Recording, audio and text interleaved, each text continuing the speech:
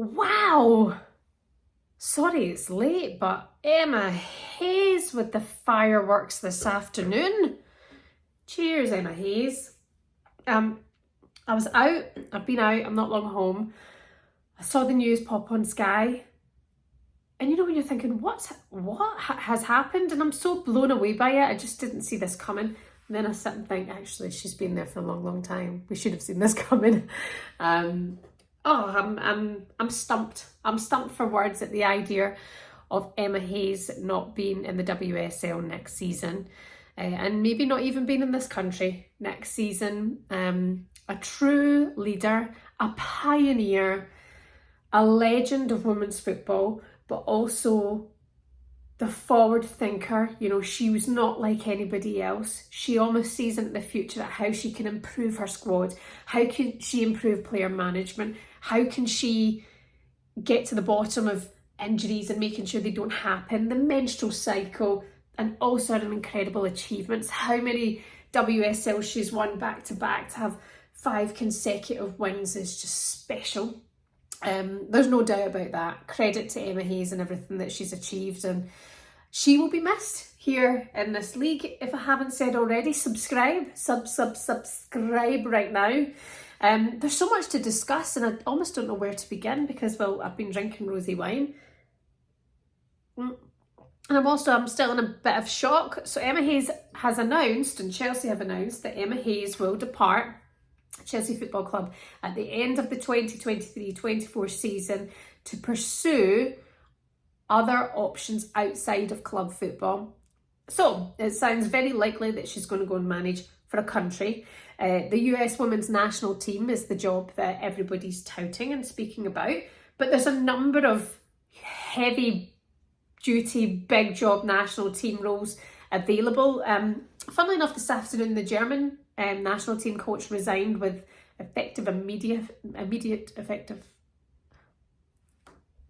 immediately with effectiveness. Von Tulsenberg has left her role, and I actually remember once interviewing Emma Hayes, and she had a lot of respect and I think admiration for the German football team. It was heading into the Euros final actually against England, and she had a lot of respect for Germany. But anyway, I don't think it's this. I don't think it's that. I think the US national team seems like the right move, and it seems like an interesting move. And it also seems like something that if you're looking for a bit of a lifestyle change, to go somewhere where maybe you don't need another language. She has a little boy, to go to a nice part of the world, to take on a completely different avenue and a completely different challenge. It's something that you could see Emma Hayes doing. She's respected wherever she goes in women's football, right? She really is. To be at Chelsea since 2012, 2013. She's been sought after probably for a long time, but always focused on Chelsea. I would imagine they'd probably come in with a nice lump of money and a nice lifestyle to offer. But also, like, I can't help but think about Spain. I think that is something we should consider as well. The Spain's women's national team, Montse Tom is in charge there, and she took over from Jorge Vilda. But it feels like a whole shake-up might be needed for Spain's women's national team. And the idea of her going there, Emma Hayes, you know, a complete women's trailblazer in football, to completely revamp and start again with the quality of players, is something that interests me. I don't know why. Spain could be an interesting role. It could be an interesting option if it were to be available. Sounds like she's tied something down, and I'm hoping we're going to hear in the coming days what that will be. But what is Chelsea without Emma Hayes is the next question. From a non-Chelsea fan, but a Chelsea, somebody who respects Chelsea and respects and probably is obsessed with Emma Hayes in an unhealthy manner. I'm joking, it's not that bad. But I thoroughly do respect her and look up to her, and anytime she talks, I listen, and you just hone in, and it feels like what she says is Bible from my personal opinion. It's hard to see where the club is without Emma Hayes.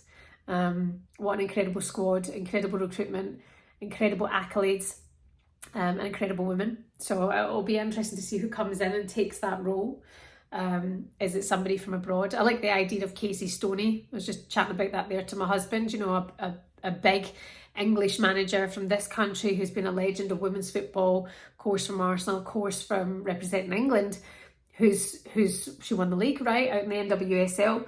You think to come back here at the end of next season and perhaps take charge of Chelsea would be interesting. But I think, did Casey Stoney's family just move out very recently to America? But anyway, you have all these things to consider when you've got young ones. But in terms for the job, I think that could be an interesting shout. Or perhaps we'll see another complete other option that we can't think about yet. Please get in the comments if you've got any ideas. This is just a busy brain, being at kids' party, a number of things going on, trying to think what will happen here. But also just, wow, big news, big news today for Emma Hayes. And the one thing that she's done everything domestically, but that Champions League trophy, could it be her year? The final time, is it enough to make the players rally and make sure that this legendary manager goes away having done everything, having won everything possible for Chelsea Women's Football Club? Is it the time? And it sounds quite poetic, doesn't it? If it are to be that, I actually think when it comes to the WSL League, it might not be Chelsea this year. It's always hard to see past them, but I think City have started strong. I mean, Chelsea just spank Aston Villa 6-0 today. Let's come to that in just a second, bear with me. You know, United have been strengthening. I think they know what they're doing. I think credit to Mark Skinner and the job that he's doing, but also Arsenal with no Champions League football. And the strength, the depth coming back to that squad. Viviana Miedema, I'll be keen to see what she can do tomorrow against Manchester City, and if we'll see her come straight back into the side. But yeah, I mean, I think the league could be tighter, but I think if they can focus on Champions League, I'm at their first game against Paris FC, match day 1, is it 24th maybe of November, 28th, 24th, thereabouts. I just think it has to be their time. You know, she's recruited well, she's got some of the best players in the world, the best forwards in the world, Ballon d'Or listed in there. It could be the time. And I would love to see that for Emma Hayes. I would absolutely love to see her win the Champions League. I'd be buzzing. I would be buzzing. And honestly, I'm not a Chelsea fan. I just respect and love her so much. And to see her leave this country at the end of next season, go on, love, leave it with the Champions League. Just finally, I didn't even see the game today. Chelsea Villa. Villa Chelsea 6-0. I would have now concerns for what's happening at Aston Villa. How can you finish 5th last season, the best of the rest, so strong, to now not have picked up a point 5 games in?